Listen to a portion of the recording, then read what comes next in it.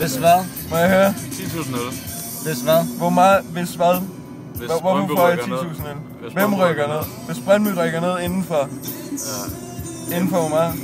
Altså, hvis Brøndby rykker ned inden for de næste 10 år, sagde jeg. Men det mener jeg stadigvæk. Er den her sæson med, eller er den ikke med? Hvis det er indenfor, så er den selvfølgelig med. Det må du Så er selv den med. bestemme. Jeg er ligeglad, for de rykker ikke ned. Så hvis Brøndby rykker ned... Okay, hvis det skal være lidt mere realistisk, så siger vi 6 år. Så hvis Brøndby rykker ned inden for de næste Fordi 6 år... jeg ved ikke, hvad der sker på 10 år. Der kan jo ske 100 ting.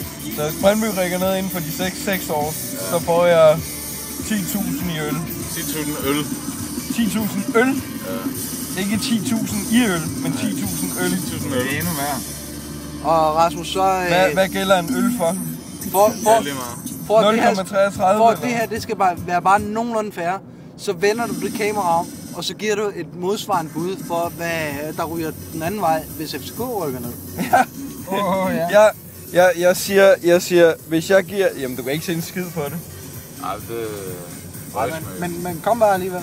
Jeg siger, hvis FCK rykker ned inden for de næste 6 år, så giver jeg det samme.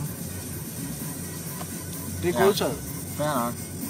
Den er godkendt af Knaptegn, Fluesmækker, Elhammer og... Check. Jeg vil sige det sådan, jeg ved godt, at jeg 100% ikke kommer til at lide det nederlag, men jeg har indberegnet